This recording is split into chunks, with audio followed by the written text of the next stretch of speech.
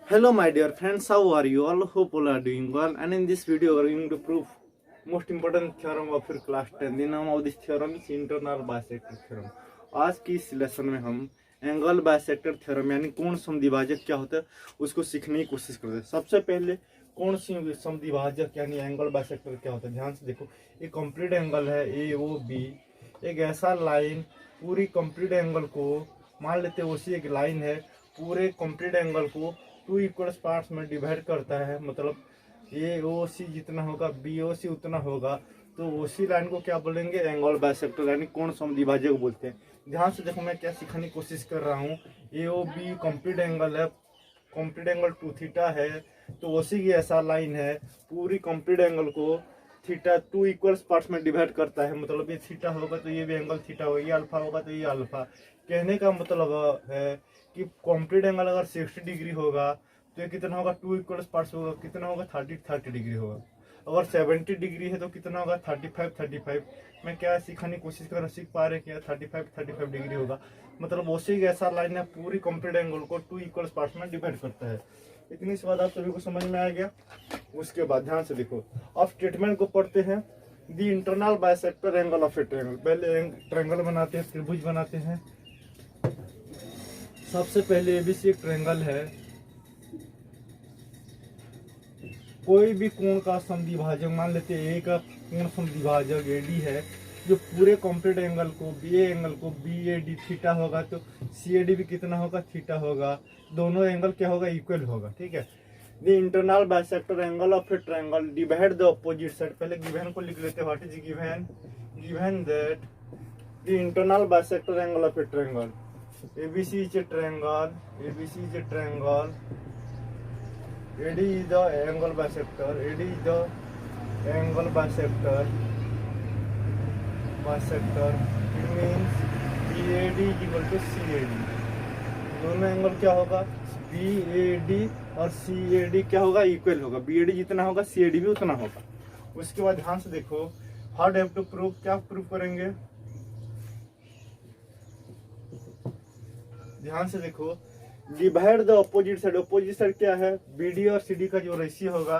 Divide the opposite sides internally in the ratio, मतलब BD और CD जितना होगा BD टू CD जितना होगा ratio of the sides containing the angle. Angle एक कौन सा साइड को कंटेन कर रहा है तो AB और AC दोनों का रेशियो को बराबर होगा। कहने का मतलब है ध्यान से देखो BD और CD का रेशियो क्या होगा AB, मतलब BD के एंगल ए किससे बना है AB और AC, दोनों का रेशियो AB और AC का रेशियो क्या होगा BD और CD का रेशियो से बराबर होगा। BD टू CD क्या होगा AB अपन AC। ये कंस्ट्रक्शन करेंगे ध्यान से देखो।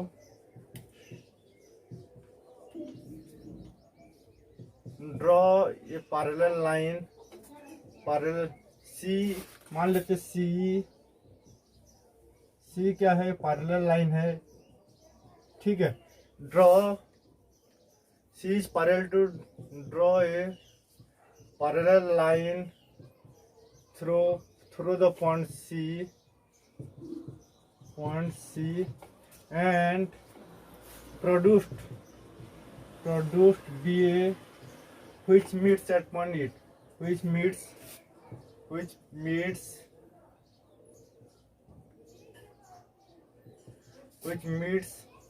at point D।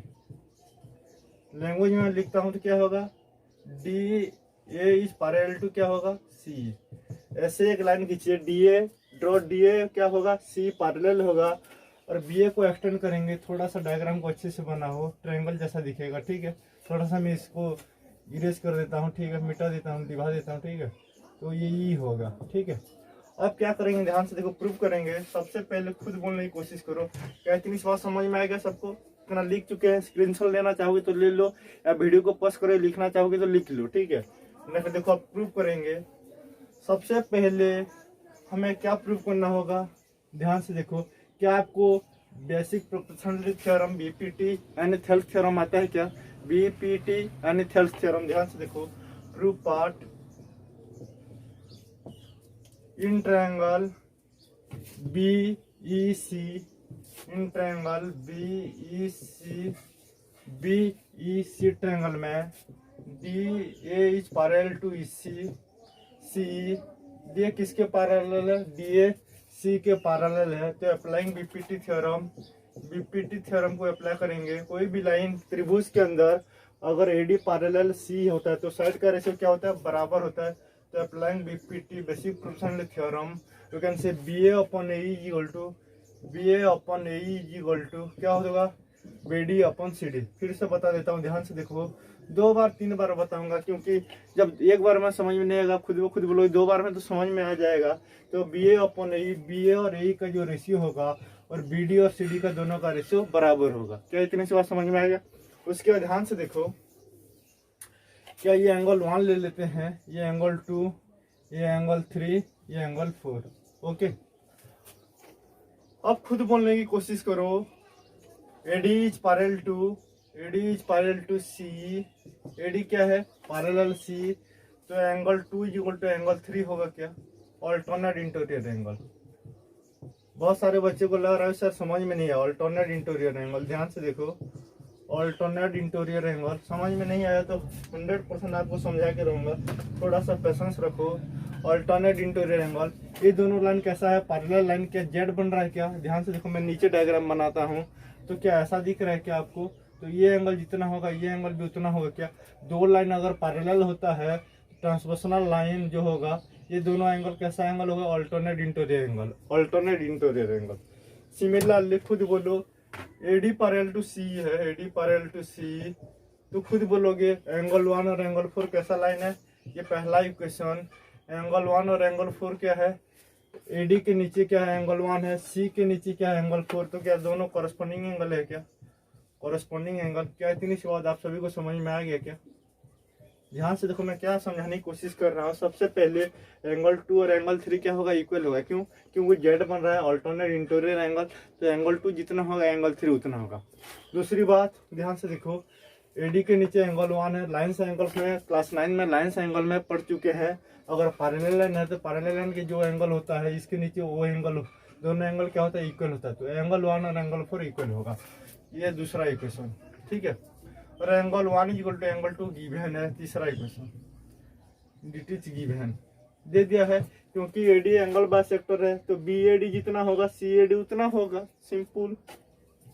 अब ध्यान से देखो, एंगल 2 3 के बराबर है, एंगल 1 4 के बराबर है, एंगल 2 3 के बराबर है, एंगल 1 4 के बराबर है, एंगल 1 2 के बराबर है। तो 1 के बदले में 1 और 3 इक्वल होगा, 1 और 3 इक्वल होगा तो 3 और 4 भी इक्वल हो जाएगा।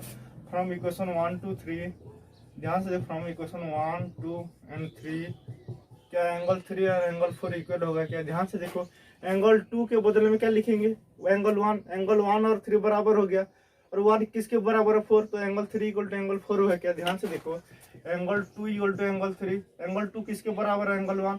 तो एंगल 1 के नीचे लिखेंगे, और एंगल 1 किसके बराबर है, 4। तो 4 एंगल इक्वल टू 3 एंगल हुआ क्या। तो खुद बोलो जी सर, बिल्कुल समझ में आएगा। Angle 3 equal to angle 4। तो इन ट्रायंगल में देखो, इन ट्रायंगल ए सी ई, अब मैं इसको इरेज करता हूँ। In triangle A C E, in triangle A C E, angle 3 equal to angle 4 है, एंगल 3 इक्वल टू एंगल 4। कोई भी ट्रायंगल में अगर 2 एंगल इक्वल हो जाता है, उसका अपोजिट साइड भी क्या होता है, इक्वल होता है। तो एंगल 3 के अपोजिट साइड कौन सा है, 3 के ए। तो ए किसके बराबर होगा, खुद बोलोगे, ए बराबर होगा 4 के अपोजिट साइड क्या, ए सी। तो ए सी बराबर हो गया। अब ध्यान से देखो, बीपीटी में क्या लिखे हैं, BPT A B A, BPT में लिख लेता हूँ, फ्रॉम बीपीटी थ्योरम, बीपीटी में हम क्या, बी ए बाई ए, पहला equation B A by A क्या मिला हमें, B A by A equal to B D by C D. मिला है या नहीं मिला है, खुद बोलो। बी ए मतलब क्या होता है, ए बी, ए के बदले में क्या लिखेंगे, ए सी। तो A B upon A C क्या मिल गया, क्या B D upon C D. ये तो प्रूफ करना था हमको, नहीं समझ में आएगा। A B upon A C क्या हो गया, B D upon C D. मतलब A B by A C क्या होगा, B D upon D C. फिर से रिपीट कर देता हूँ, ध्यान से देखो। सबसे पहले एंगल बाइसेक्टर है, तो एंगल 1 और एंगल 2 गिवन है, इक्वल होगा एंगल 1 और एंगल 2। एक पैरेलल लाइन खींचेंगे, एंगल सी ई होगा, बी ए को एक्सटेंड करेंगे तो ई पे मिलेगा। तो खुद बोल, एंगल 2 और एंगल 3 क्या हो गया, इक्वल हो गया। सिमिलरली एंगल 1 और एंगल 4 भी इक्वल हो गया। तो एंगल 3 और एंगल 4 भी इक्वल हो जाएगा। मतलब ए किसके बराबर होगा, ए सी के। तो A B by A is equal to B D by C D लिखे थे, ए के बदल में क्या लिखेंगे ए सी, तो A B by A C is equal to B D upon C D. Okay, thank you.